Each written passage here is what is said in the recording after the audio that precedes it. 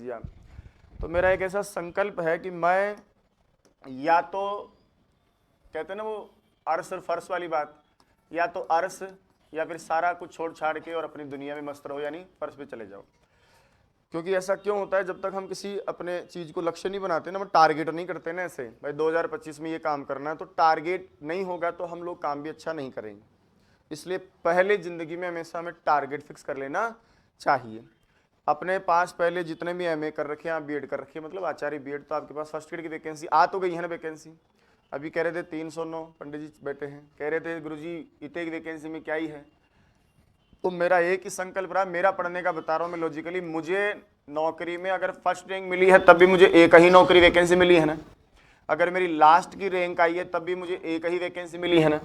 ऐसा तो नहीं है फर्स्ट रैंक वाले को 5-7 जनों की नौकरी अकेले का सैलरी दिया गया, ऐसा तो नहीं है कभी।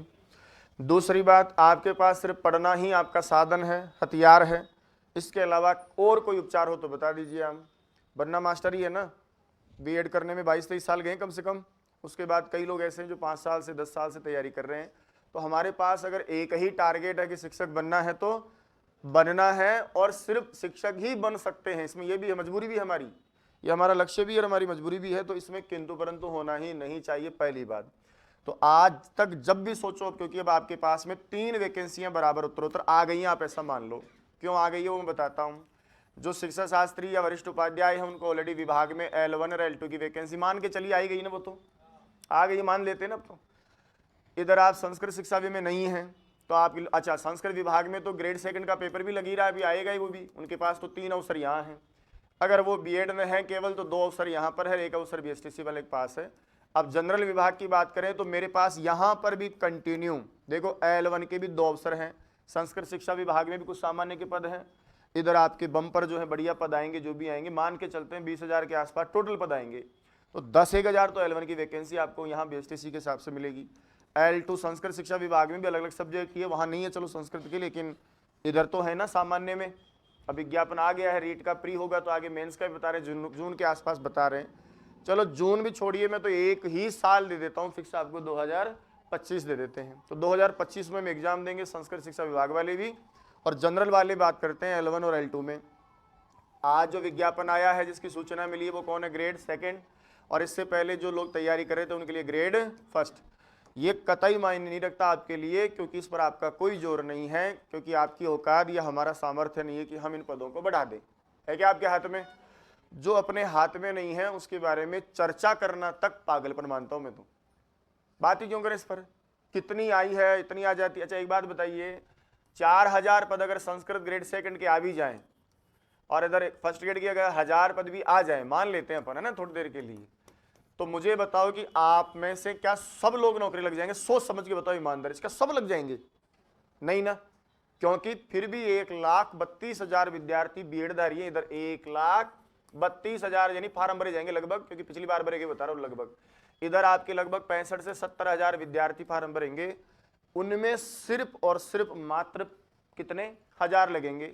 64,000 वापस रह गए। मानो एक मटके पानी में से अगर मैंने 100 ग्राम पानी निकाल भी लिया तो मटका अभी भी भरा का भरा ही पड़ा है।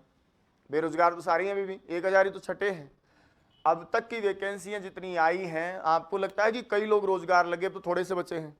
अरे थोड़े से लगे हैं, बाकी सब वहीं बचे हैं, जिनमें आप भी हैं बचे हुए में। मेरे साथ क्या है कि मुझे थोड़ा गुस्सा सा आ जाता है कई बार। जैसे कई बार मैं जाता हूँ इधर, चला जाता हूँ, बैठ जाते हैं, वहाँ बच्चे आप जैसे भी आते हैं, चाय पानी पी रहे हैं, जैसे आप ही कह रहे हैं आपके मन में है, इसलिए कह रहा हूँ इस चीज़ को तो निकालो। और निकालने के लिए 2 शब्द बोल रहा हूँ, थोड़ा कड़वा भी हो सकता है। गुरुजी 300 ही पद आए थे, मतलब 350 ही आए थे। नॉन टीएसपी टीएसपी का भी मामला है, 276 ही ना अपने पास। तो आप इस बारे में सोचना कतई बंद कर दो, क्योंकि यह हाथ की बात नहीं है। अगर छोड़ना कम मुनासिब है, अगर आप इसको बढ़ा सकते हैं तो बढ़ा लीजिए। दूसरी बात, आप क्या सच में तैयारी नहीं करेंगे? बताओ मुझे, सच में इन 276 पदों के लिए तैयारी करोगे कि नहीं करोगे? करेंगे, करना पड़ेगा और करना भी चाहिए। अगर ये सोच के करोगे ना कि यार 276 पद ही आए हैं, फिर आप सच में तैयारी नहीं करोगे, सच्ची वाली बोलते नहीं, ईमानदारी वाली। क्योंकि जब तक आप में उत्साह नहीं होगा, इच्छा शक्ति नहीं होगी, तब तक आप अच्छा काम नहीं करेंगे। तो एक राजस्थानी कहावत है कि ओंकली में मातो दे दिया तो मुंह सड़सू या मारसू का एंडर है। अगर वैकेंसी आ गई और तैयारी के लिए सोच ही लिया है तो एक पद है कि 276 है कि कल को 2276 भी हो जाएंगे। मैं कह रहा हूं 5000 हो गए तो भी क्या, अगर 5000 आने पर भयंकर खुशी मना रहे हैं तो हम मूर्ख हैं, क्योंकि हमको 4999 पदों से कोई लेना देना नहीं है। उनकी खुशी क्यों मना रहे हैं? हम तो, हमारे एक पद चाहिए। वो एक पद जिसका गुर्दा होगा ना, जिसमें जिगर होगा, वो तो एक में से भी निकाल के ले जाएगा। और जिसमें नहीं है ना भैया, तुम 1 लाख बैठोगे, 10,000 वैकेंसी आ जाएंगी तो भी 90,000 तो फेल ही होंगे। यस और नो? तो आज के बाद टिल यहाँ से, इसी समय से जब आप पढ़ने का, या जयपुर में आप आ गए हैं, ऑनलाइन ऑफलाइन माध्यम से आप जुड़ गए हैं, घर पे भी स्वाध्याय करते हैं लोग बाग, तो आज के बाद इस चर्चा पर मत जाना। मैं मानता हूं कि कम पदों में रिस्क है और वो रिस्क हमें डराती है, लेकिन मैं ये मानता हूं कि अगर आप अच्छी मेहनत करेंगे, सबसे अच्छा पढ़ेंगे, सबसे अच्छी मेहनत करेंगे, एक की तो फर्स्ट रैंक भी आएगी, किसी की सेकंड रैंक भी आएगी। 100 रैंक वाले को कोई डर है? तो संकल्प भी इतना अच्छा रखिए ना आप अपना। काहे गाड़ी में लटक के सवारी करना चाहते, पहले ही सोच लिए लटक जाऊंगा मैं तो भले कोई दिक्कत नहीं है, क्योंकि लटका हुआ कभी भी सवारी ढंग से नहीं करेगा, पूरे रास्ते घबराएगा, डरेगा। ऐसा भी हो सकता है कि थोड़ा सा ऊपर नीचे होते ही पीछे गिरेगा कि नहीं गिरेगा। आप गाड़ी की मेन सीट कवर करो, बेल्ट लगाओ बढ़िया से और आनंद से सवारी करो। चलाने वाला चला रहा है, अपनी गाड़ी बढ़िया चल रही है, अगर ठुक भी गई तो भी नुकसान भारी नहीं होगा। कतराई दचका जाए, बेल्ट लगा है, बढ़िया सीट पकड़ के बैठे हैं, इधर से हो जाएंगे इधर हो जाएंगे, लेकिन टस से मस नहीं होंगी, ज्यादा नहीं होगा दिक्कत। तो आप क्यों ऐसा सोचते हो कि यार गुरुजी 276 हो गए, तो आपका दिमाग तक कहां जाता है? 276 नंबर पे जाएगा सीधा ही, अड्डा तक तो न आप लोग। क्यों भाई? आपके जैसे लोग पढ़ने वाले हैं, आपके जैसे तैयारी करने वाले, इस क्लास में भी कई लोग लगेंगे, इससे पढ़ के उनमें भी लगेंगे, कई लोग नहीं भी लगेंगे। मैं तो साफ कह रहा हूँ, कौन नहीं लगेगा? जो औरों से कम पढ़ेगा, जो औरों से कम पढ़ने के सोच कर फिर पास होना चाहेगा, वो भी नहीं लगेगा। मैं साफ कह रहा हूँ। जैसे आपको कई बार लगता है ना कि इतना सब क्यों, अरे यार इसलिए है इतना सब, ताकि इन सब में से कम आपके 150% मिल जाए। 150% पढ़ाने के लिए मुझे 1.5 लाख प्रश्न तैयार कराना पड़ेगा। आपको कितने? हर शब्द का प्रश्न है, नहीं है? हर शब्द का। आज की क्लास में 500 क्वेश्चन बना सकते हैं चाहे तो घुमा फिरा के। हर शब्द का प्रश्न बनाना पड़ता है, अपने दिमाग में बनाना पड़ता है।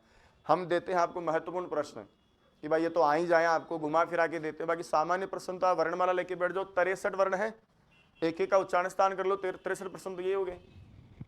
लेकिन हमको पता है कि उच्चारण स्थान के 5-10 प्रश्न पूछ लिए, अब समझ जाएंगे। अब कै का पूछो चाहे गै का पूछो। तो आप लोग कोशिश करना 2-4 दिन में माइंड सेट करो, और ऐसे सेट करो। देखो मैं समझाता हूं, यहां आपको हजारों में मिलेगा मामला। कहां पर? रीट में। अगर लड़कियां हैं, लड़के हैं, मान लीजिए BSTC कर भी रखे हैं, L1 हो चाहे आपका L2 हो, मैं फिर कह रहा हूं हजारों में पद मिलेंगे ना भाई साहब। यहां तो ये तो है नहीं, यहां तो 2000 की आएगी गारंटी के साथ, लगभग 20,000 के आसपास पद आपको मिलेंगे, ज्यादा ही मिलेंगे, कम नहीं मिलेंगे। पहली बात तो हजारों का शौक है तो यहां निकाल के दिखा देना फिर आप। दूसरा, अगर आपका संकल्प है कि सर मैं तो सेकंड ग्रेड में ही चल रहा हूं, मैं कह रहा हूं आपसे, मैं बहुत ज्यादा नहीं बोल रहा क्योंकि हो सकता है ऐसा ना हो, लेकिन मेरा अनुमान ये कि 10,000 के आसपास अगर पद आते हैं टोटल, आगे बढ़ेंगे। ये सिर्फ बैकलॉग के पद हैं, जिनको कई बार होता है ना वैकेंसी खाली रह जाती है। ये 40% का हुआ था ना मामला, इसने बहुत कुछ गड़बड़ किया, तो ये वही पद मान के चलो आप। इसलिए ज़्यादातर अपनी कैटेगरीज में जो SC ST वगैरह में पद ज़्यादा आ रहे हैं, उसका कारण है कि उधर कम और भी खाली रह गई थी। तो यहाँ 10,000 अगर पद आते हैं तो मेरा ये मान के चलना है, मैं कतई वो नहीं बोलूँगा अतिशयोक्ति, क्योंकि मुझे संस्था चलाने के लिए झूठ नहीं बोलना, पर 1000+ पद आपको 10,000 में आराम संस्कृत के मिलेंगे। हर माध्यमिक उच्च माध्यमिक विद्यालय में, हर राजस्थान के हर विद्यालय में एक संस्कृत का वरिष्ठ अध्यापक अनिवार्य है कि नहीं है? हम लोग जैसे अभी 10,000 लोगों को वाइस प्रिंसिपल बनाया, 2022 में बन गए थे, 2023 गया, 24 भी गया है। अमूमन 15,000 लोग वाइस प्रिंसिपल बनेंगे, 15,000 स्कूल व्याख्याता के पद खाली होंगे, 11,000 खाली हैं।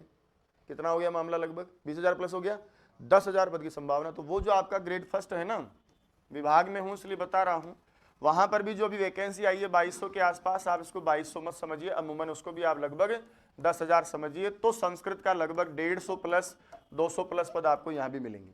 जो धरातली बात वो कह रहा हूँ, यहाँ नहीं बोलूँगा 1000 पद मिल जाए, नहीं मिलेंगे कभी भी। अगर आपकी हिम्मत है, औकात है यहाँ से निकालने की, तो तैयारी जारी रखो, कतई डगमगाओ मत। इनको टारगेट मत करो गुरुजी 64 ही आया है, अभी बढ़ेंगे। मैं कह रहा हूँ ना आपको, मैं भी तो किया हूँ 13 में, 11 पदों में स्टार्ट किया था, 99 हो गए, वैकेंसी लगी, तीसरी रैंक आई। मुझे क्या मतलब 74 पद से भी, मेरे तो 3 ही पद चाहिए थे, तीसरा मेरा काम हो गया। इधर आप सेकंड ग्रेड की तैयारी अगर कर रहे हैं तो वर्तमान में आए हुए 276 पदों को मत सोचो आप। अगर आपको लगता है कि इसमें घबराहट होती है तो आप 1000 को टारगेट करो, आज नहीं कल, 2 महीने 3 महीने बाद 1000 पद हो जाएंगे। अगर एक भी पद आता तो मैं तो आपसे यही कहता कि आपको पढ़ना चाहिए और भयंकर पढ़ना चाहिए। अगर पद कम है तो ज्यादा पढ़ना चाहिए ना, फिर जब पद बढ़ जाएंगे तो आपकी इतनी अच्छी तैयारी हो जाएगी, फिर आपको डर भी नहीं लगेगा। आप अपनी क्षमता से ज़्यादा पढ़ेंगे तो जो रैंक आनी चाहिए उससे 2 रैंक ज़्यादा अच्छी आएगी आपकी। समझ रहे हैं बात को? अब ये सारा हो गया है। इससे पहले भी ये बातें मैं 2018 में भी किया हूँ, 19 में किया हूँ, 20 में किया हूँ, 22 में किया हूँ, आज 24 में भी यही बात कर रहे हैं। पहला से चौथा बैच अपना चल रहा है, जो 5वां चौथा। इससे पहले भी हर विद्यार्थी को यही बोला था कि पहले तैयारी करके बैठ जाइए। जिस दिन वैकेंसी का सुनो उस दिन ये फील होना चाहिए कि जितना पढ़ सकता था पढ़ लिया, समझना था समझ लिया, अब तो रिवीजन करेंगे और एक्सरसाइज करते रहेंगे, लोगों से बातें करेंगे, उनका कितना है, अगर ज़्यादा मिले और तैयारी करो, अगर लग रहा है कि बेहतर चल रहे हैं तो एक्सरसाइज करो। ये तरीका होता है पढ़ने का। तो इसलिए आज के बाद अब जैसे वैकेंसी आ गई है, मान लीजिए, मैं फिर कह रहा हूं, इस पर ध्यान दीजिए मत। आप तो ये दिमाग में रखो कि वैकेंसी आ गई है। विज्ञापन आप करेंगे, यहाँ कितनी तारीख बताई अपने को सेकंड ग्रेड के लिए? 26 तारीख। 26 दिसंबर से लेकर 1 महीने तक आपका आवेदन चलेगा। कितनी जनवरी तक? अब इस 1 महीने में मैं 3 प्रकार के प्राणी बताता हूं आपको। एक आज ये कहेगा 276 पद हम कहीं को ना, कई लोग टूट गए, खत्म हो गया खेल उनका। आज मैं कह रहा हूं ना आपसे, वो दौड़ ही नहीं सकते, वो दौड़ना ही नहीं चाहेंगे, क्योंकि उनको पता है कि अपनी औकात है ही नहीं। 50% तो खेल यही खत्म हो गया, आपका कंपटीशन ये कम हो गया। फिर उसके बाद में हाल तो आयोजन आवेदन आओ लो, 26 तारीख ने तो फार्म भरवा गला, तो वो योजना बनाएंगे, 26 तारीख से देखेंगे पढ़ाई का। 25% यहाँ कचरा खत्म। फिर जनवरी भी निकल जाएगी, फिर कहेंगे हाल तो एग्जाम डेट अब दो, यान करता करता कितने ही लोग इन पायदानों पर खत्म हो जाते हैं। यहाँ मात्र आते आते 20 से 25% लोग ही रहेंगे जो क्या करेंगे वास्तव में तैयारी। तो कंपटीशन लाखों में कभी नहीं होता, हजारों में रह जाता है। आप अपने अंतर्मन से ही पूछ लो, आप कितने उत्साहित हुए हैं 276 पदों को लेकर? नहीं हुए आप उत्साहित, इसलिए इतना सब कहना पड़ेगा, मुझे कह रहा हूं मैं आपको, ताकि आप समझें बात को। कितनी जगह दिल्ली वैकेंसियां आती हैं, DSSB की आती हैं, KV की आती हैं। आप लोग खुद ईमानदारी से कहना, ऐसे पढ़ के बताओ वैकेंसियां पर फार्म आज तक परीक्षाएं दे के आप? KV का पेपर अगर आपने डाला ना तो ये दे रहा थे, क्यों? वो नौकरी नहीं है क्या? बताओ। तो कोई विद्यार्थी ऐसा भी तो होगा जो आपकी तरह नहीं दिया, बहुत पढ़ के गया होगा, 12 महीने KV की तैयारी किया होगा, उसको बिना मेहनत के बढ़िया रैंक से पास हुआ होगा, और आप लापरवाह बने रहे और आप रह गए ऐसे ही। सही कह रहा हूं मैं? तो जिस रास्ते आप चल रहे हो उस रास्ते पर कई धावक हैं, कई बढ़िया दौड़ने वाले हैं, तो कई बस चल रहे हैं। अगर 4000 वैकेंसी आ जाए ना, बुरा मत मानिएगा, कई ऐसी मतलब जिनकी उम्र 40 साल हो गई हैं वो भी आ जाएंगी, ओ अतरी वैकेंसी आ गई चालो। पर वो काम करने नहीं आई हैं जो उनको करना पड़ेगा। वो सिर्फ आ गई हैं कि संस्थाओं में चल लेते हैं, कोचिंगों में चल लेते हैं, वहां ब्रह्मा पढ़ा रहे हैं, विष्णु पढ़ा रहे हैं, महेश पढ़ा रहे हैं, देखते हैं काम हो जाए तो ठीक है, नहीं तो चल ही रहा है अपना काम। कई लड़के लड़कियां आ जाएंगे, 40 साल कर रखी ना सरकार ने, यहां तक उठ के आ जाएंगे। जिन्होंने पढ़ना छोड़ दिया है, बहुत साल निकल गए हैं, जिम्मेदारी में फंसे पड़े हैं, फिर शाम को 2 घंटे घर पे बात करेंगे, जिम्मेदारी संभालेंगे, कैसे सिलेक्शन लेके जाएंगे भाई आप? वही लेके जाएगा जो पढ़ता रहेगा, जिसका 1 वे चल रहा है ना सब। इसलिए तो मैं आपको कल परसों बोला था 1 वे बनाओ अपने आप को, इस मोबाइल से दूरी बनाओ।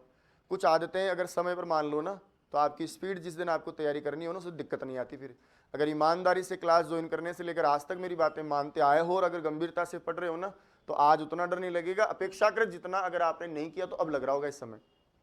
अब भी तो पढ़ोगे ना। अरे मान लो कुछ आधे तो लोग पढ़ेंगे ईमानदारी से, आज से सोच लेंगे कि यार अब लापरवाही नहीं। तो जब मैं कह रहा था जब क्यों भाई, इसका मतलब मेरी बातों का मूल्य नहीं है, फिर मुझे क्या ही आपने मार्गदर्शक माना? क्या सारथी बनूंगा मैं आपकी? अगर मैं कह रहा हूँ हथियार चलाओ और आप जाके बैठ गए कि मैं तो बीड़ी पी के आता हूँ, रुक जाओ आप, फिर मुझे आके कहोगे कि मारे तो पाछन तीर लाग गया, तो बताइएगा ना, तो करमबूटा में तो खेरे बोल रही भाई, लगा तीर। तो मैं तो जिस दिन से आप वनडे से आए होंगे पहले दिन ही बोला होगा कि अब आपको पढ़ना चाहिए। अगर आ ही गए हो तो पढ़ना चाहिए, वैकेंसी तो आती रही हैं। कोई 1% आप में से ऐसे होंगे, क्योंकि 1-2 लोग ऐसे लगते हैं इस साल बीएड ही कर रहे हैं शायद, या हो ही रही होगी, बाकी सब आपने एक बार परीक्षाओं का मजा चख लिया है, कम से कम एक बार। किसी बंधु का दुर्भाग्य हो 5 बार भी 10 बार भी परीक्षाएं दी होंगी। इससे पहले क्यों नौकरी नहीं लगी भाई आप? एक ही कारण है कि सर हम उस पेपर के लेवल तक पहुंचे ही नहीं। सीधी बात है, यहाँ फर्स्ट डिवीजन बनाने थोड़े आए हो, हम सेकंड डिवीजन यानी 40% में भी पास हो सकते हैं अगर औरों के नहीं बने तो हम तो प्रधानों में मंत्री बनना चाहते हैं, मंत्रियों में प्रधान बनना चाहते हैं कि गुरुजी अगर 80% कट ऑफ जाए तो 81 आने चाहिए कम से कम, अगर 60% कट ऑफ जा रही है तो 61 आनी चाहिए। यही तो है ना अपनी मर्यादा। कोई फिक्स क्राइटेरिया है आपका? नहीं है ना। तो औरों से अच्छा पढ़ना है और औरों से अच्छा सीखना है। आज से ही अपने एग्जाम में कितनी बार बोला हूं, आज और कराऊं, अगर नहीं क्यों ना ढीठ होकर तई अपने नाम एक लेटर लिखना है आपको, उसमें माता पिता का जिक्र करना है और गुरु के प्रति थोड़ी कृतज्ञता भाव प्रकट करना है कि मैं अपने माता पिता की जो भी दशा दुर्दशा सुदशा है उन सबको साक्षी मानकर परमात्मा से संकल्प लेता हूं कि मैं अब ईमानदारी से काम करने का प्रयास करूंगा।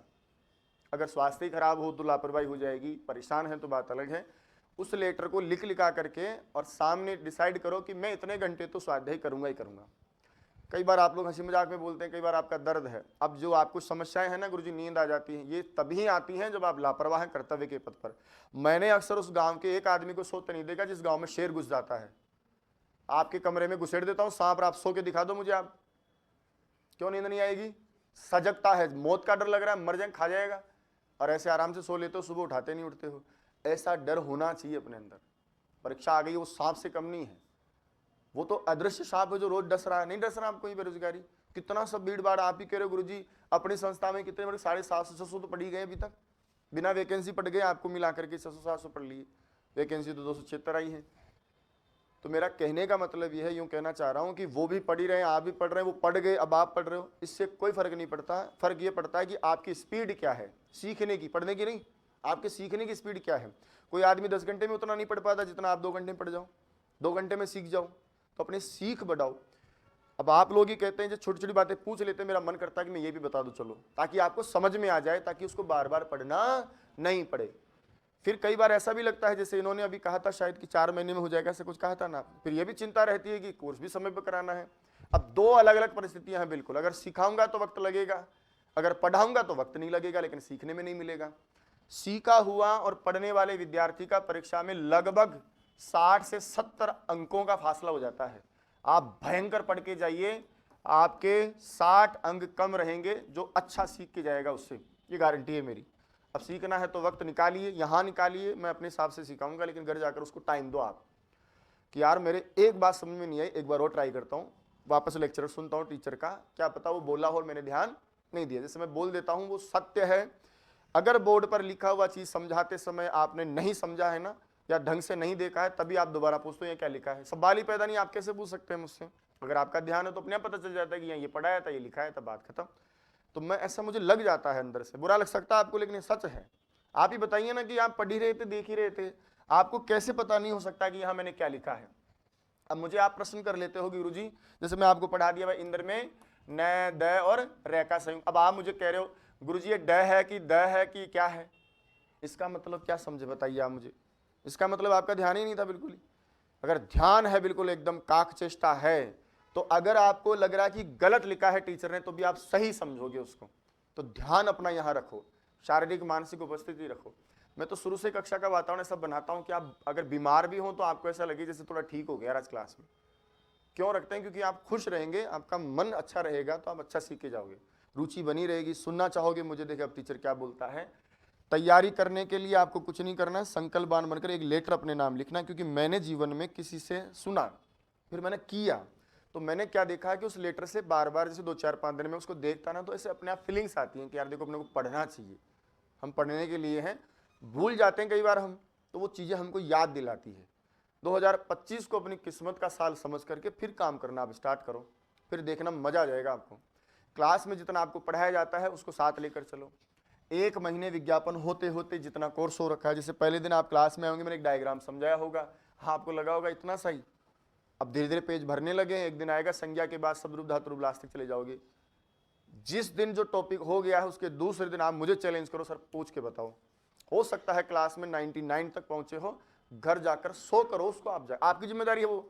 मैं अगर यहां खड़ा होकर ये कहता हूं कि 150 के 150 प्रश्न दे दूंगा, मैं झूठ बोल रहा हूं, साफ कह रहा हूं मैं तो। क्योंकि जो प्रश्न अज्ञात है क्या होने वाला है उस भविष्य में, मैं 100% कैसे शॉर्ट कर सकता हूं। मैं ये जरूर कह सकता हूं कि मेहनत करूंगा, मेरे साथ चलिए 99% बना लेंगे अपन। 1% तकदीर का है, क्या पता आप उस बात को समझ पाओ कि नहीं समझ पाओ। कुछ प्रश्न ऐसे आ ही जाते हैं एकाध, तो 99% में तो कोई फेल नहीं हुआ आज तक। पिछली बार तो कटो भी बहुत कम गई थी, उसमें भी फेल होके आ गए, और कह रहे हैं कि पेपर इतना सीधा था सेकंड ग्रेड वाला। फर्स्ट ग्रेड का अच्छा पेपर था, वो उस तरह से अच्छा नहीं था, लेकिन अच्छे प्रश्न आ गए इसलिए अच्छा हो गया क्योंकि आप उतना पढ़े ही नहीं। मैं सही बात बताऊं, अब आप उस लेवल का पढ़ना भी नहीं चाहते, फिर आप चाहते हैं हमारा पेपर भी अच्छा हो जाए। बड़ा विकट है दौर। दूसरी बात, कुछ एक ऐसा भी हो गया दौर की बस पढ़ा दिए 2-5-10 टॉपिक और आपको गुमराह कर देते हैं। हम ही कह देते हैं इसमें क्या है, इसमें क्या है, फिर आप भी मान लेते हो कि हाँ ये तो ब्रह्मा जी हैं, ये तो विष्णु जी हैं, ये तो कह रहे हैं, तो बात मान लेते हैं। फिर पेपर आ जाता है, फिर हम कुछ भी करें, क्या फायदा? क्यों टेस्ट सीरीज बढ़ा रहे हैं इस बार? क्यों हम मैं इतना क्यों जोड़ दे रहा हूँ? इस बार 22 संज्ञा प्रकरण के टेस्ट होंगे आपके, वापस जब करेंगे ना सीरीज, जब अब 22 का मतलब हो गया 1100 प्रश्न। टॉपिक कितना सा है बताइए, संज्ञा प्रकरण। क्यों कर रहे हैं ऐसा? आया हुआ आरपीसी का जो हो गया है और दिमाग में कुछ भी खुरापात आ रही है तो उसको यहीं कर लेते हैं एक बार, ताकि परीक्षा में हर खुरापात को हम ऐसे महसूस करें कि ये तो हमने कर लिया। जब प्रश्न आते हैं ना परीक्षा में, गजब का एक हार्मोन स्रावित होता है अंदर ही अंदर से, ऐसा फील आता है मजा आ रहा पेपर करने का। और जब प्रश्न आते हैं जैसे ब्रेक नहीं लगता, और यार ये क्या पूछ लिया, समझ लो कि वो चाट गया बुद्धि उसी समय। 2-4 सवाल गलत होते जाते हैं ना बार बार कि ये तो नहीं आया, फिर खत्म, खेल हो गया, वहीं खत्म आपका। क्योंकि नेगेटिविटी इतनी हावी हो जाती है परीक्षा में, नेगेटिविटी आते नेगेटिव हार्मोन से बुद्धि क्षीण हो जाएगी, स्लो हो जाएगी बुद्धि। तो आते हुए भी गलत करके आ जाते हो, फिर आप बोलते हो ना कि गलत है क्यों, अपने आप ही, अपने आप नहीं होता, प्रेशर बढ़ता जाएगा। और जैसे जैसे बढ़ते जाओगे ना, 70 सवाल तक आ गए, एक भी प्रश्न ऐसा नहीं है कि आया नहीं हो, फिर मजाल देखो 150 तक जाने का क्या स्वाद आएगा। बाद में एक दो नहीं आया तो बोले चल हट कोई दिक्कत नहीं है, परीक्षा पेपर बंद किया, श्योरिटी दे दी, सर 100% सिलेक्शन लेके जाऊंगा। ये होती है तैयारी करने का तरीका। एक संज्ञा प्रकरण जिंदगी में 11वीं से सिलेक्शन किया आपने, संस्कृत का 11वीं से संज्ञा प्रकरण पढ़ रहे हो आप, बस में नहीं आ रहा आपके, बताइए बस में ही नहीं आ रहा, भाग रहे हैं। तो आप खुद सोचो, फिर हम शिक्षक बनने का सोच रहे हैं और हमको खुद को ही संज्ञा प्रकरण नहीं आ रहा, वर्ण विचार माहेश्वर सूत्र नहीं आ रहे, तो फिर हम काहे के टीचर बनने जा रहे? इसका मतलब हम तो पागल बना करके तनख्वाह लेना चाहते हैं सरकार से कि तुम पागल हो, मुझे कुछ आता भी नहीं है, मैं तो नौकरी भी लग गया, ला पैसा दे। नौकरी के बाद नकली नोट ले लोगे आप, लाख रुपए तनख्वाह कर देते, नकली नोट ले जाना, ले जाओगे? तो नकली टीचर बन करके असली के पैसे कैसे चाहते हो बताइए आप? तो उसका भी सोचो, आगे का भी सोचो कि शिक्षक बनने के बाद जमीर बेचकर तनख्वाह चाहोगे कि स्वाभिमान बचा करके अपनी मेहनत का खाना चाहोगे? ये भी फर्क है। कई टीचर ऐसे होते हैं छोटे छोटे लगे, वो कहते हैं टेबल के नीचे रहे, कहीं भी न करे जिंदगी के मायने, उन गरीब बच्चों का भविष्य खराब कर जाते हैं, क्योंकि बकवास वैसी करेंगे, उनको पता ही नहीं है गुरु क्या है, गुरु का पद क्या है, बच्चे क्या है, बच्चे को पढ़ाना सिखाना क्या है, सूचना देना थोड़े काम है। रट्टा मरवा देंगे, इससे क्या हो जाएगा? शिक्षक है तो साला शब्दों में जोर आता है, सुनते हैं बच्चे 2.5 घंटा 5 घंटे 10 घंटे, कहेंगे सर बोलते रहे आप, माँ बाप तक सुनेंगे आपको, अगर आपकी भाषा में या आपके शब्दों में जान है ना, आप में खुद में प्राण है ना गुरु का, अगर आप में वो कहते हैं ना भाव से गुरु को, तो माँ बाप सुनेंगे बच्चों के। उसके लिए आपको पढ़ना पड़ेगा यहाँ। तो दोहरे लाभ है, आप यहाँ पढ़िए, आपकी परीक्षा भी अच्छी होगी, और परीक्षा के बाद जब आप शिक्षक बनकर जाओगे ना तो लोग आपको पसंद करेंगे, क्योंकि आप में ज्ञान है और उस ज्ञान से आपका व्यक्तित्व बनेगा। तो वहाँ नपुंसक कहलाओगे, फिर आ जाओ जो मैडमार बतलार भाग जाओ जो, जमीर गिरवी है फिर इसका मतलब, बेमतलब के पैसे चाहते हैं, नकली मास्टर होकर असली पैसा चाहते हो, क्या मतलब उस जिंदगी का बताइए? बहुत बहुत जलील होंगे आप जगह जगह, लोग आपके सामने कह देंगे थू आएगा टीचर से कहना किया बनेगा, कहना किया अपन नहीं बोलते कहीं के लिए, तो यार वो मास्टर बन किया वो उसके लिए सबसे दुखदाई और सबसे वो है। तैयारी करने का जो उसूल है आपको लेकर चलना है अपनी बातों में। तो कुछ चीज़ों का आप अपना थोड़ा, मैं कह रहा हूँ टाइम टेबल कभी मत बनाइए, आप सिर्फ अपना मन बनाइए बस कि गुरुजी अब पढ़ाई करनी है, टाइम टेबल अपने आप सेट हो जाता है। जिस विषय का पढ़ने का मन करे आप आराम से पढ़िए। जिनका रीट का है, रीट का विज्ञापन अभी आपने मुझे बताया कितने दिसंबर से चलेंगे अपन? 16 से, 16 दिसंबर से प्रारंभ होगा और ये प्रोग्राम चलेगा 1 महीना, कितने जनवरी तक? वही 1 महीना आपको यहाँ मिल गया है। संभावित तिथि आपको क्या दे दी? फरवरी लास्ट, 27 फरवरी आपका एग्जाम है, किसका? रीट का। यानी इसका मान के चलते हैं अपन, तो मान लेते हैं क्योंकि हमको तैयारी करनी है कि जून में आपकी क्या होगी? मुख्य परीक्षा हो जाएगी L1 और L2 की, ऐसा मान लेते हैं। इसके लिए भी ध्यान से सुनो आप, अभी आपको रीट के बारे में 15 दिसंबर से 20 दिसंबर तक, यानी टिल लास्ट डेट मान लो 31 तारीख तक कुछ नहीं सोचना है। अगर आप रीट पास हैं तो बिल्कुल ही नहीं सोचना है, अगर आप रीट पास नहीं है तब भी 31 तारीख इसमें बिल्कुल नहीं सोचना है।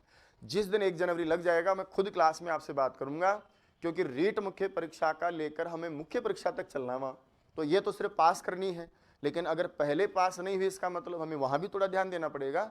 अभी जो क्लासें आपकी चल रही हैं वरिष्ठ अध्यापक के लिहाज से, क्योंकि आप L2 में बैठेंगे इस हिसाब से, कुछ लोग BSTC के भी हो सकते हैं, उनकी अलग चर्चा करेंगे क्योंकि अभी अपने पास समय नहीं है। तो L2 का वही सिलेबस है जो आप ग्रेड 2 में पढ़ रहे हैं, उसमें से कुछ काटना है, बाकी वैसा का वैसा संस्कृत पूरा। ग्रामर में कुछ भी कम ज्यादा नहीं है, लगभग समान, संज्ञा संधि समास कारक अशुद्धि संशोधन अनुवाद सब है कि नहीं है। साहित्य में आपको वहां पर महाकवि, आर्ष काव्य और शायद नाट्य पढ़ना है, उसके अलावा कोई साहित्य वहां नहीं है। तो हम इसको भी लेकर चल रहे हैं। पद भी लगभग समान आएंगे, मान के चलिए वरिष्ठ अध्यापक के 1200 पद है, वहां 1200-1500 L2 में मिलेंगे आपको, लगभग समान ही चलता है ना।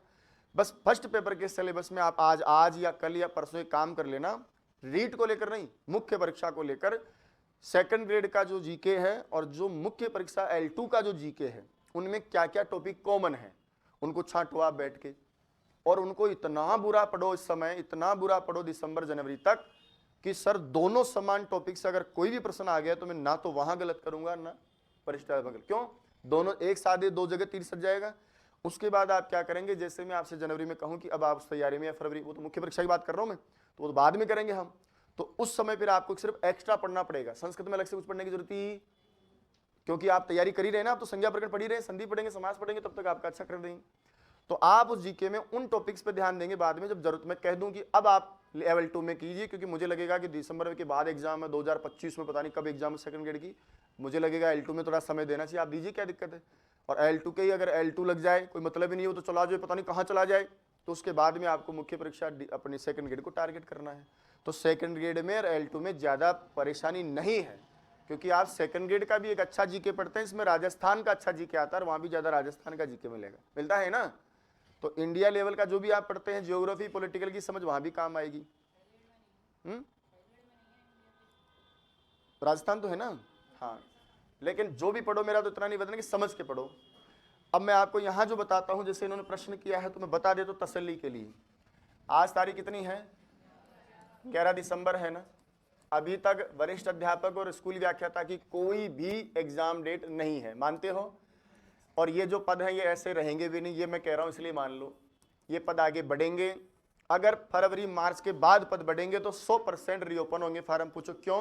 क्योंकि सेकेंड ईयर पास करने वाले बच्चे हकदार हो जाते हैं, इसलिए मई जून के बाद पहले या आसपास हमेशा वैकेंसी रीओपन हुई है, आवेदन मांगे गए बाकायदा। क्योंकि जो बच्चा अप्रैल में बीएड कर लेगा, लगभग सेकेंड ईयर का रिजल्ट आ जाएगा, वो पागल है, वो क्यों है, उसका अहित क्यों करेगा, वो कोर्ट में चला जाएगा, कह देगा कि आप वैकेंसी का एग्जाम ही अब घोषित कर रहे हैं और आप अभी नहीं लिए थे। तो सेकेंड ईयर वाले भी इसमें गारंटी के साथ बैठेंगे। सेकेंड ईयर का क्या उसूल होता है, आप फॉर्म भरेंगे अपीयरिंग का, उसके बाद आपका आरपीएससी जैसे मान लीजिए सितंबर 2025 में एग्जाम लेती है, तो आपके पास उस दिन रिजल्ट होना चाहिए। इसका मतलब जुलाई अगस्त सितंबर तक रिजल्ट आता है, तो वहां तक तो एग्जाम होनी नहीं है। फिर भी मैं शिक्षक हूं, मैं चाहता हूं जल्दी कह करके आपको तैयार करूं, तो आप तो ये मान के चलो कि हमारी एग्जाम, देखो मैं कम बता रहा हूं बहुत चाह करके, 11 दिसंबर का आज का दिन है, मैं आपको कम से कम या अधिकतम जो भी है मैं ये कह देता हूं, मान लो कि 1 जुलाई को अपनी एग्जाम है। मैं दिसंबर नहीं बोल रहा आपको, इसलिए नहीं बोल रहा क्योंकि दिसंबर कहते ही आधा तो मन का वैसे स्ट्रेस निकल जाएगा, 12 महीना पड़े कहीं टेंशन। दूसरी बात, जो सच है ही नहीं उसके बारे में मैं कैसे फालतू का फैकालॉजी कर दूं। मेरा तो मैं तो पढ़ा रहा हूं, मेरे लिए भी चैलेंज है जुलाई तक आपका सब अच्छा करना। तो इसलिए जुलाई कह रहा हूं कि आप अगर इस डेट को टारगेट करोगे तो आपको लगता है ना कि आप परीक्षा की जितनी पढ़ाई कर सकते हैं आराम से 7 महीने में कर सकते हैं ना। फिर आपकी एग्जाम डेट अगर नवंबर आ जाती है, क्या मजा आएगा अगस्त सितंबर अक्टूबर नवंबर में पढ़ाई का, स्वाध्याय का, जो भी चीजें कर रहे हैं एक्सरसाइज का। भाई आप तो जुलाई में तैयार हो गए ना, तो फिर मजा ही अलग है आपका। टेस्ट सीरीज करिए, आप बहुत सारी बातें सीखने की सीखिए, जहां उलझे पड़े उनको सुलझिए, जहां कमी है उसको और अच्छा कीजिएगा। अब अपना क्या रहेगा वो भी बता देता हूं मैं। 5 टॉपिक बड़े होते हैं जिनमें अमूमन हमको 15 से 18 दिन का टाइम लगता है, और ये टाइम इसलिए लगता है क्योंकि आपको समझाने में मेहनत लगती है। आज की क्लास में अगर ईमानदारी से पढ़ाऊं और कल डेमो दिखा दूं, अगर आप कहें अगर मैं पढ़ा के निकल जाऊं आपको पता नहीं चलेगा। आज मैं चाहता तो इस संज्ञा के आधे सूत्र भी हो सकते थे अगर मैं चाहता तो, लेकिन क्या होता है कि शिक्षक हूं, पढ़ाते समय मुझे मालूम है बहुत बारीकी बारीकी चीजों के प्रश्न ही गलत होते हैं परीक्षाओं में। मोटी बात आज तक किसी विद्यार्थी ने गलत की नहीं। अगर संयोग संज्ञा का सूत्र परीक्षा में पूछेगा तो बिना पढ़े भी आप बता सकते हैं एक बार का पढ़ा हुआ, किरे एक बार, क्योंकि सूत्र में लिखा है हलो अनंतरा संयोग है। तो फिर उसमें क्या निकालना था, मुझे बताना था आदि मध्य संयोग कैसे होता है, एक भी संयोग अक्षरों में आदि मध्य अंत कैसे छांटते हैं, ये मुझे समझाना था भाई। स्वर और व्यंजन को भी संयोग कहते हैं, वहां नहीं उलझना है। और वही प्रश्न आपके लिए काम का है तो वही चर्चा करनी है। अगर वो नहीं पढ़ाया तो फिर क्या ही पढ़ा दिया मैंने, बताइए आप।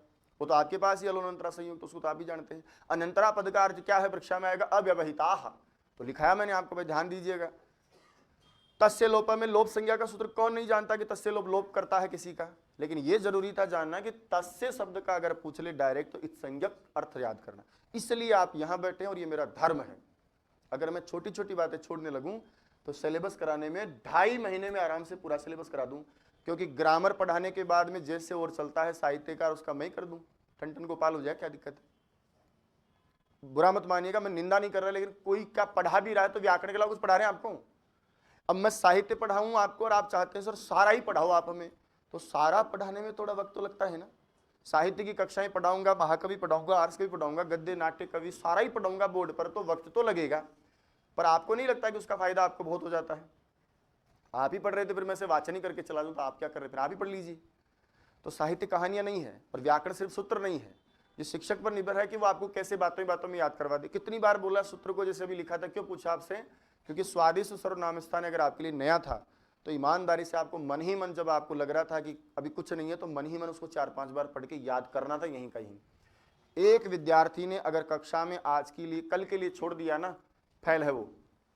साफ कह रहा हूं, अपने आप से पूछते जाना हर क्लास में आज के बाद, कि अगर शिक्षक ने लिखा है, कह दिया कि आगे पढ़ेंगे, तो अगर आपने छोड़ दिया ना, आप फेल हैं। और अगर मैंने भी कल के लिए छोड़ दिया किसी चीज को कि पढ़ लेंगे रे यार, इतना पढ़ा दिया है, इसके बाद थोड़ा बहुत नोट्सों में पढ़ाई, नोट्स से बार कह जाएगा, इतना उतार दिया आपके लिए मैटर, मैं कह दूंगा नोट्स से तो मिल गया, आप पढ़े नहीं तो मैं क्या करूं? तो फिर यहाँ क्यों खड़े हैं और यहाँ क्यों बैठे हो आप? मैं तुम्हें नोट्स दे दूँ, आपसे ले लो पैसे, चले जाओ घर पे पढ़ लो। अगर मेरा क्लास का पढ़ाया हुआ और मैं उसको टाड़ दूँ, परीक्षा में आ गया, तो मुझे डूब के मर जाना चाहिए। चाहे वो व्याकरण हो, चाहे साहित्य हो, चाहे शिक्षण विधि। जो मेरिट है ना, उससे 20% अंक मेरे यहाँ से ज़्यादा आने चाहिए। अगर 70% कट ऑफ जा रही, तो 90% मेरा पढ़ाया हुआ पेपर में ऐसा कैसा मिलना चाहिए। कुछ प्रश्न समझ आधारित होते हैं, कुछ प्रश्न व्यक्तिनिष्ठ होते हैं। बनाने वाले को ही पता होता है कि वो क्या पूछना चाह रहा, बाकी दुनिया में किसी विद्वान को पता नहीं होता, क्योंकि उसके मन से बना दिया, उसने पता नहीं क्या सोच रहा था। बाकी जो सार्वभौमिक प्रश्न है, जिसका वास्तव में निश्चित उत्तर है, वो आपको मिलेंगे परीक्षाओं में। तो 11 दिसंबर चल रही हो, मान के चलिए कि मोटे मोटे टॉपिक में अगर 15 दिन भी माने, 15 से 5 गुना करोगे, कितने दिन हो गए? 75 दिन हो गए, यानी कंप्लीट 2.5 महीना हो गया। सही कह रहा हूं? 2 महीने और 30 दिन हो गए ना, अरे 2.5 महीने हो गए ना 5 में। उसके बाद में बाकी के सारे टॉपिक अगर आप पढ़ेंगे अच्छे से, तो उसमें 15 दिन लगेंगे, तो 3 महीने में आपकी ग्रामर कंप्लीट हो जाएगी। उससे कम अगर आप चाहेंगे तो कोई दिक्कत नहीं है, मैं क्लास का टाइम बढ़ाऊंगा। पढ़ने का तौर तरीका हम नहीं बदलेंगे कभी भी। आपको लगेगा कि सर अब ये तो, हालांकि जरूरत है ही नहीं हमको, कौन सा परीक्षा हमारी मार्च में हो रही है, आराम से पढ़िए। लेकिन मैं मानता हूं कि आपको स्वाध्याय का समय निकालना चाहिए था। आप लेट हैं, या आपका गुनाह है? जो पढ़ गए हैं, ये उनका डिसीजन था। अब आप लेट ही आए हैं तो चलना पड़ेगा। अब ऐसा हो जाए कि हम भाई गुरुजी 2 महीने में 2 महीने पढ़ा दूंगा, मैं 8 घंटे पढ़ा दूंगा रोजाना, सीख जाओगे, मुझे क्या दिक्कत, मैं 8 घंटे पढ़ा दूंगा रोजाना, 8 का भाग दे लो उसमें, 1.5 महीने में ग्रामर हो जाएगी, 15 दिन में साहित्य हो जाएगा, 5 दिन में शिक्षण विधियां हो जाएंगी, और आपका 12वां हो जाएगा। आप ही बताइए ना क्या मतलब। अब सुबह से शाम तक आप ही बोलते हैं सर वहां पढ़ रहे हैं, स्वाध्याय का टाइम नहीं मिल रहा, या जितना पढ़ाते जाएंगे तो इसकी भी तो कैपेसिटी है।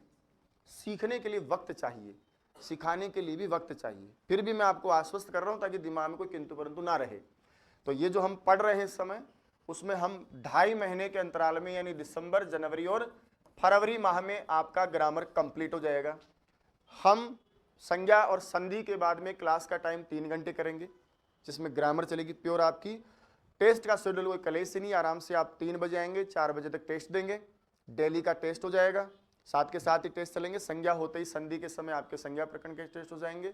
22 टेस्ट है तो भी कोई दिक्कत नहीं, 11 दिन में हो जाएगा।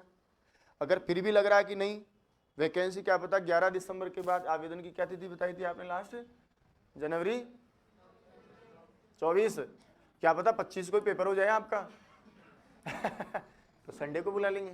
वो तो मेरा काम है ना, मैं ये थोड़ी कहूंगा 8-8, 9-9 महीने आते रहो। अब तक वैकेंसी नहीं थी, इसलिए जो दिल किया पढ़ाते रहे, जैसा दिल किया आप लोग आते रहे, पढ़ते रहे, कोई दिक्कत नहीं था। अब मर्यादाएं बन जाती है, बनती है ना। मेरी शादी 5 साल, मतलब उदाहरण दे रहा हूँ, मेरी शादी 5 साल बाद होनी है, तो मैं आज ही जाकर के सारा सामान क्यों खरीद के लाऊंगा? कभी मन किया तो कुछ ले लिया, कभी मन किया 5 साल तक चलता रहेगा। लेकिन पता चले कि 5 ही दिन बाद शादी है, तो 5 ही दिन में सारा अरेंजमेंट होना है। अब मुझे भी, मेरा भी मन है कि मैं जुलाई से पहले, मतलब अप्रैल माह से तक आपका सिलेबस मुझे बहुत अच्छे से करा के भेजना है। फिर भी मैं कह रहा हूं फरवरी में ग्रामर हो गया, मार्च में आपका सारा कोर्स हो जाए, कोई टेंशन नहीं है। फिर भी मैं आपको कह रहा हूं कि अगर जुलाई को पेपर होता है, तो मैं आपको अगर मार्च में यहां से फ्री करता हूं, तो अप्रैल, मई, जून, कितने महीने हो गए? मैं हो गए। अगर ये पेपर आपका मान लीजिए दिसंबर में होता है, तो आपके पास में 9 महीने हो गए फिर तो जो बाद का वक्त मिले, उस वक्त में आप रिवीजन करो, ऐसे सामर्थ्य पैदा करके जाओ यहां से। ऐसा नहीं हो कि हो गया कोर्स, चलो संज्ञा प्रकरण पढ़े जा, तो फिर अतादन कहीं कर रहे जड़े। सही बात कर रहा हूं मैं। तो क्लास में अगर नहीं समझ में आता है, आज तक नहीं छोड़ा, आप लोग बहुत हल्का भी प्रश्न करते हो, तो चलो मैं कैसा भी हो, लेकिन कभी स्वाभिमान को ठेस नहीं पहुंचाता। क्या पूछा है, क्या है ये? अरे उसका प्रॉब्लम है। अब ठीक है, एक का ही प्रॉब्लम है, औरों का नहीं है, तो ऐसा प्रश्न नहीं करना चाहिए, क्योंकि व्यक्तिगत प्रश्न क्लास के बाद पूछ लें। लेकिन ऐसा लगे ना दिल में कभी भी कि यार ये तो कहीं को समझ में नहीं आएगा, इसको भी आप डिसाइड करो कि अगर एक ही व्यक्ति को नहीं आ रहा सब में, तो इसका मतलब क्लास के बाद प्रश्न व्यक्तिगत होना चाहिए। अगर आपको लग रहा है कि 10-15 को तो नहीं आया होगा या सच में जटिल चीज़ है, सबके काम का है, तो आपको वही प्रश्न क्लास में करने चाहिए। तो ये विद्यार्थी का धर्म है। फिर भी अगर आपको कई बार लगा है तो आप पूछते हैं, तो मैंने आज तक कहा नहीं कि पूछने ही तो आए हो। सबकी अलग अलग क्षमताएं हैं। कोई कक्षा में सबसे पहले लिखता है, कोई कक्षा में सबके बाद लिखता है, बाद वाले तक चलते हैं ना। हालांकि समय सबका खराब होता है, पर उम्मीद मैं भी तो ये करता हूँ कि थोड़ा स्पीड बढ़ा लो, ताकि आपका भी बाकी का भी समय बचे। मेरे पास तो समय है, मेरा तो काम ही पढ़ाने का है। आप कहोगे जब लिखा दूंगा, फिर मैं क्यों पीछे पढ़ूं? इसलिए पढ़ते हैं कि सबका समय बचाना है। किसी को 1 मिनट व्यक्तिगत देने का मतलब, अगर क्लास में 125 लोग बैठे हैं तो 125 मिनट बर्बाद हो रहे, पता है आपको? ऐसा सोच के थोड़ा। दूसरा, ये तो शुक्र है कि आप न्यू टाइम में गोले भर के आते हैं। अगर लिखित पेपर हो ना, 50% तो यूँ साफ हो जाए आप में से। आदतें नहीं आपके लिखने की, एक दिन बोला था क्लास में, लिखने की आदत डालो आप, क्योंकि लिखते समय हम याद किया हुआ लिखते हैं, याद करके लिखते हैं। ये लिखने का प्रोग्राम क्यों होता है क्लास में? ताकि आपको वक्त मिले समझने का। तो जब लिखते हो ना, तभी सोचा करो मैं लिख क्या रहा हूं। ऐसा नहीं कि बस लिख रहे हैं, लिख दिया। हाथ नहीं लिखना चाहिए आपका, दिमाग लिखना चाहिए। जो लिख रहे हैं, मुझे आया है तो लिखा हूं। अगर समझ में नहीं यार लिख रहे हो ना, तो कोई मतलब नहीं, वो तो ऑलरेडी बहुत जगह लिखा हुआ है। वो मैं भी दूंगा, टॉपिक होएगा, उसके बाद आपको नोट्स देंगे संज्ञा के, फिर आपसे उसी नोट्स और आपका जो लिखा है उसका मिला जुला आपसे टेस्ट लेंगे। आरपीएससी के सारे टॉपिक वाइज लाएंगे, रीड के लाएंगे, हिंदुस्तान का हर पेपर इस बार आपको इसलिए कह रहा हूँ बहुत टेस्ट हो जाएंगे। आप पढ़िए, पढ़ने का मूड लेकर के पढ़ाई करिए। स्वाध्याय घर पे पढ़ो तब भी मन से पढ़ो, यहाँ पढ़ो तब भी मन से पढ़ो। अनावश्यक चाय की दुकान पर बैठकर चर्चा करने से आपका भाग्य नहीं लिखा जाएगा। उसके लिए तो आपको पढ़ाई करनी है, ना तो कोई धन्य न्याल कर लो, ना कोई धन्य न्याल करे। अपने अलावा मैंने तो ऐसा तक देखा है कि जिंदगी में 7 पले बड़े मित्र साथ खाते हैं, एक दूसरे के बिना रोटी नहीं धसती, तैयारी करते हैं, परीक्षा में कल्टी मार जाते हैं। मैं ही न करो यार इन, तो वहां जाकर स्वार्थी हो जाता है आदमी। कोई किसी की हेल्प नहीं करेगा परीक्षा में। आपका स्वयं का पढ़ा हुआ ज्ञान और आपकी मेहनत हेल्प करेगी। स्वार्थी बनो, अपने वक्त को किसी दूसरे के लिए मत दो। कई बार रिश्तों में उलझ करके, चीजों में उलझ करके, मैं नहीं करा कि रिश्ते मत रखिए, रखिए, पाली क्या बुराई है, पर उन रिश्तों से भी तो मर्यादा उम्मीद कीजिए। एक इंसान के लिए आप अपना सब कुछ देने को कुर्बान है, बर्बाद हो रहे हैं, वक्त दे रहे हैं, क्या आप उससे अपना 4 महीने 8 महीने नहीं मांग सकते कि मैं 8 महीना अपने लिए मांग रहा हूं, मुझे तैयारी करनी है, 8 महीने दे दीजिए। अगर वो आपको 8 महीने नहीं देगा तो 80 साल की वृद्धावस्था तक क्या साथ निभा ले किसी का? आपके माँ बाप ऐसा बोल सकते हैं, आप बोलिए फ़ोन करके कि मेरी वैकेंसी आ गई है, अब मुझे पढ़ाई करनी है, आप आगे से फ़ोन मत करना, कोई ज़रूरी हो तो करना, बाकी मैं कर लूँगा। मार बाप ऐसी चीज़ है, आपको ये नहीं कहेगा कि नहीं भैया मैं तो फ़ोन कर लेता, बात कर जिम्मा से तो 1 घंटा। और ये जो बाबू हाबू है ना फालतू के, यार कैसी बात कर रहे हो, मैं तो तुम्हारे बिना जी नहीं पाती, मैं तो कैसे रहूंगी, खाना कैसे खाऊंगी, मुझे तो नींद ही नहीं आएगी। और रात को बेमतलब जग के 11-12 बजे मैसेज और करेगा, करेगी या करेगा, क्या कर रहे हो, पढ़ ही रहे हो क्या अभी तक, प्लीज़ बात कर लो ना 2 मिनट। फिर वो आंसू वाले इमोजी आएंगे, हाँ बात कर लो ना। समझ जाओ कोई हाबू बाबू नहीं हो, बकवास से फालतू का टाइम पास उसके लिए आप, इसलिए आपका वक्त मांग रहा है। अगर आपकी ज़िंदगी मांगता ना हो तो आपसे यही कहता है कि अभी पढ़ाई का वक्त है, फालतू बात नहीं, काम हो तो कर लिया करो, अपना पढ़ाई करो, मुझे भी पढ़ने दो और खुद भी। रिश्तों को परखना सीखो, मूर्ख मत बनो। अपना समय किसी को दे देते हैं यार आप, तो आपका दिया हुआ उसको क्या कदर है जिसका आपकी कदर नहीं कर रहे। आप अपने शरीर की कदर नहीं कर रहे, रात के 4 बजे तक हाँ तुम्हारे सांसों की आवाज़ नहीं आ रही, धड़कने सुनाओ, क्या तुम्हारा भी दिल मेरे लिए ऐसे ही धड़कता है? फिर वो दिल पे रखेगी मोबाइल, और बाप रे इतना तेज धड़कता है, और नहीं तो क्या, पड़ोस में वो दूसरा सोया होता है, सो जा बढ़ जाए यार, काहे रे बढ़ो थर। ये जिंदगी अगर निभानी है तो बहुत दुखी हो जाओगे आप। हर चीज का वक्त है। इस जिंदगी के सब आनंद मिलेंगे अगर आपने एक लड़ाई जीत ली ना। अरे नौकरी लग जाओ आप, उसके बाद देखना हर रंग आपके लिए तैयार बैठा रहेगा।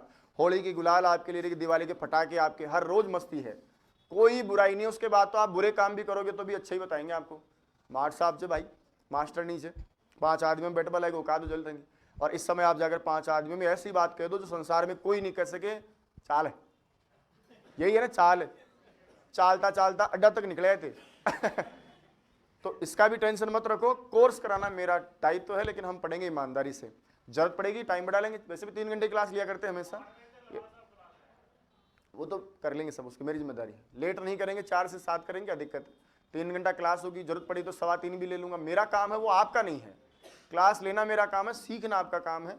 क्लास में सिखाने के बाद अगर आप उसको नहीं रखते हो ना, मैंने कितनी बार उदाहरण दिया, जोर दे रहा हूँ, इस हाथ में पानी डालिए आप, भरना आसान है लेकिन उसको रोके रखना बहुत कठिन है।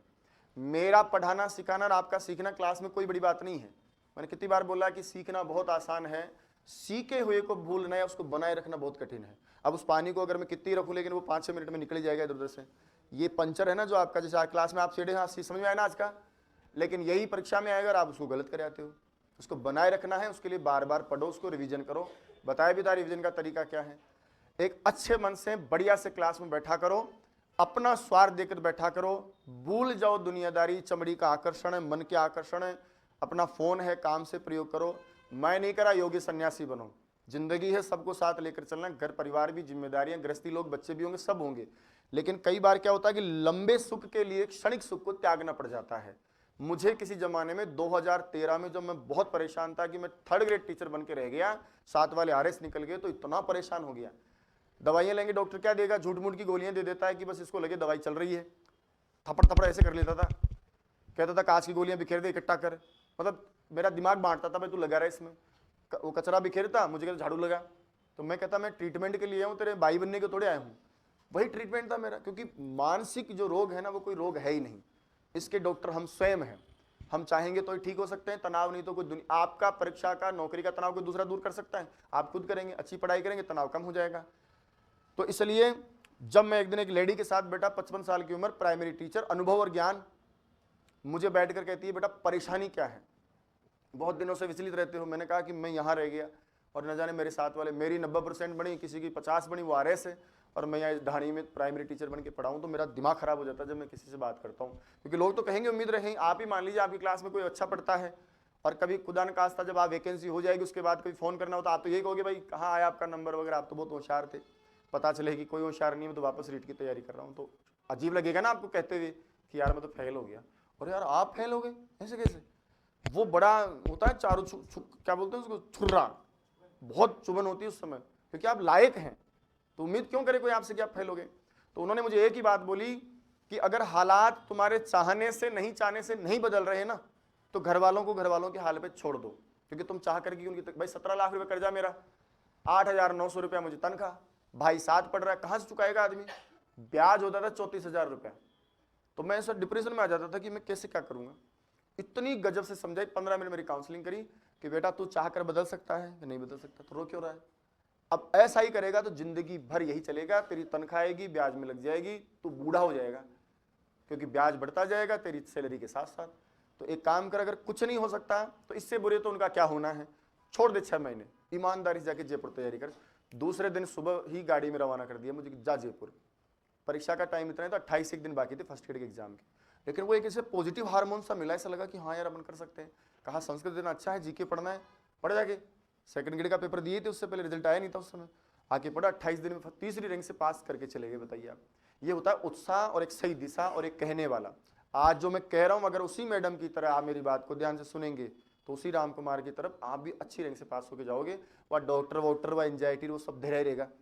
उसके बाद दौर आया 2016 में 17 में, जब संस्था में आकर पढ़ाने लगा, कई लोग RSIs बन के चले गए, लेकिन आज जब आप लोगों को पढ़ाता हूँ ना, यकीन मानो सब फैल है दुनिया, साला क्या है, कुछ नहीं, कहीं का ऐसे पेट पाल रहे, वही सामने जाओ जो चुरचरन पाड़ ले, सुबह चल जाओ जो कर ला दादागिरी करता ला। तो इतना भरी पूरी दुनिया, इतना प्यार प्रेम मिलता है क्या सबको?